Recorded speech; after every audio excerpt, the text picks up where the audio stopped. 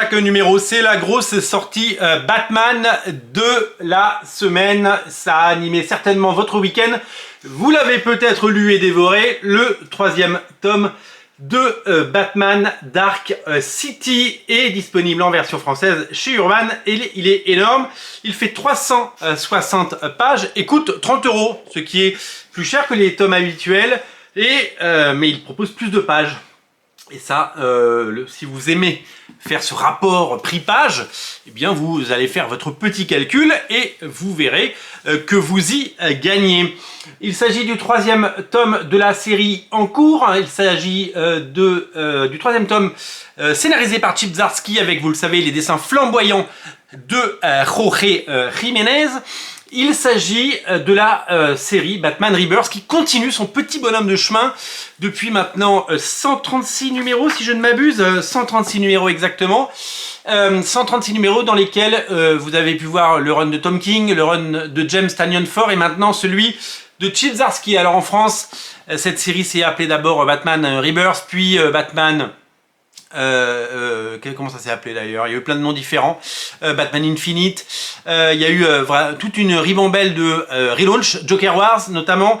Et bien à chaque fois qu'il y a un changement d'équipe de créateurs, à chaque fois qu'il y a un nouveau scénariste qui arrive, et bien Urban en profite pour faire un nouveau numéro 1 parce que vous le savez, un numéro 1 se vendra toujours mieux qu'un tome 4 ou qu'un tome 5 et ça se vend déjà mieux qu'un tome 2, un numéro 1. Donc le but est peut-être d'accrocher, d'hameçonner quelques lecteurs perdus et désireux de reprendre là où les choses bien s'étaient arrêtées pour eux, puisque les comics c'est ça, on en lit, puis après on passe à autre chose, on y revient.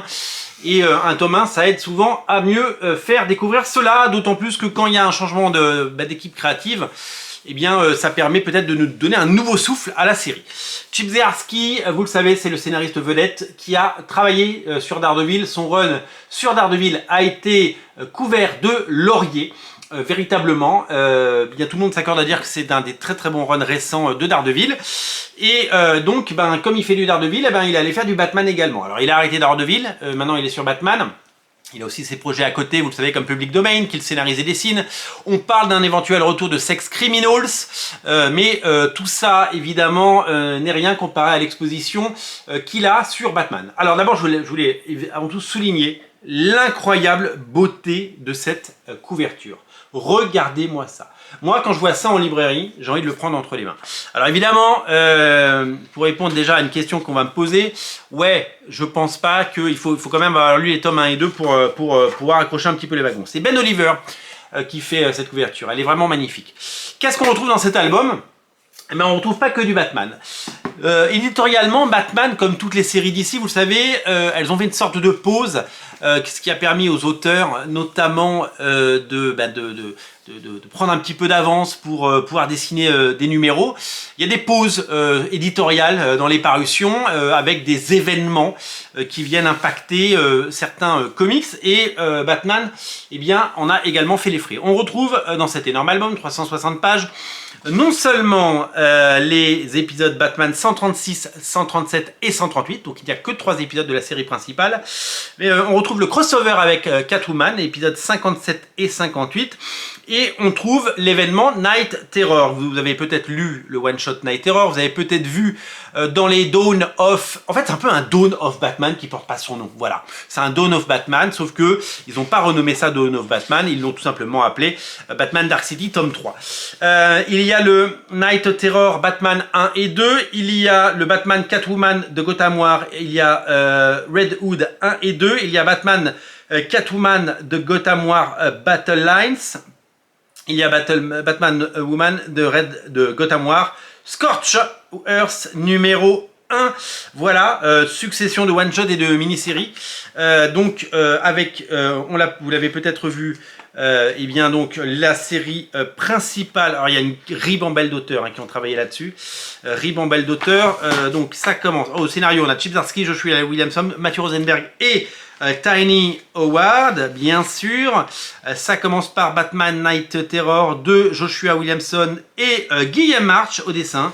Guillaume March, il vient sur Batman, et, il fait quelques épisodes, il fait le Joker, il fait quelques épisodes, et puis il s'en va, il revient, et ça nous fait toujours des choses hyper intéressantes. Alors moi, aux États-Unis, je ne prends que la série régulière Batman. Donc du coup, eh bien dans cet album de 360 pages, je n'ai que les trois premiers numéros, puisque les autres, je ne les ai pas. Au niveau des dessinateurs maintenant, nous avons évidemment Jorge Corona, nous avons évidemment Jorge Jiménez, évidemment le dessinateur régulier, Guillaume March, je viens de le dire. On a la fabuleuse, incroyable Belén Ortega qui déchire tout, David Lafuente que j'adore, on a Nico Leon, Adriano Di Benedetto, Mike O'Throne et également Nicolas Cismesija que je ne connaissais absolument pas. Donc beaucoup d'auteurs différents, beaucoup de voilà. Donc là, là je vous montre du Jorge Jiménez, hein, je le reconnais du premier coup d'œil. Voilà, dessinateur vedette et couverture magnifique. Voilà, ça c'est le type d'achat quand je le vois en boutique et je le prends entre les mains parce que ça donne tellement envie. Et puis bah vous savez, quand on collectionne les Batman, eh ben, on ne peut pas avoir un trou dans sa collecte. Donc on a pris le tome 1, on a pris le tome 2, on prend le tome 3. Donc ça s'appelle Batman Dark City tome 3, Gotham War en sous-titre. C'est un titre à découvrir avec un nombre d'auteurs assez hallucinant, pas mal d'inédits. C'est un peu le Dawn of Batman.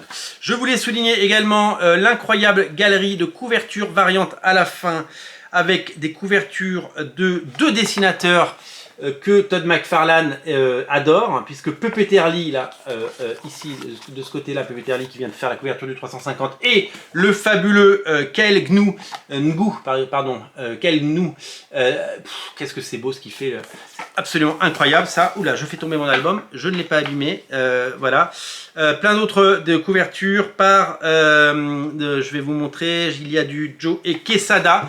Joe Quesada qui, quand il a quitté Marvel, s'est fait embaucher dans chez DC pour faire quelques couvertures, voilà. Il a fait une pige, il a fait quelques couvertures. Alors, il avait déclaré dans les pages de Comic Box, du dernier Comic Box, que c'était super bizarre, après avoir travaillé aussi longtemps pour Marvel, plus de 20 ans, et avoir quitté Marvel, parce qu'il a ses projets à lui. Alors, il a un projet chez Marvel, mais il n'est plus éditeur, il n'a plus de fonction éditoriale ou managériale chez Marvel Comics. Et bien quand on l'a appelé pour faire des couvertures de Batman, il a trouvé ça très bizarre au départ, et il a peut-être eu raison, et il a eu l'impression de tromper son éditeur, de tromper sa femme, même alors qu'il était complètement libre. C'est un peu comme retrouver le célibat après des années de mariage. Au départ, on est un petit peu, on ne sait pas où se placer, quoi. Mais très vite, on retrouve évidemment ses réflexes, évidemment. Batman Dark City tome 3 est donc disponible. La couverture est sublimissime. Je vous invite à découvrir ce somptueux album. C'est à découvrir d'urgence et c'est maintenant disponible absolument partout. Régalez-vous.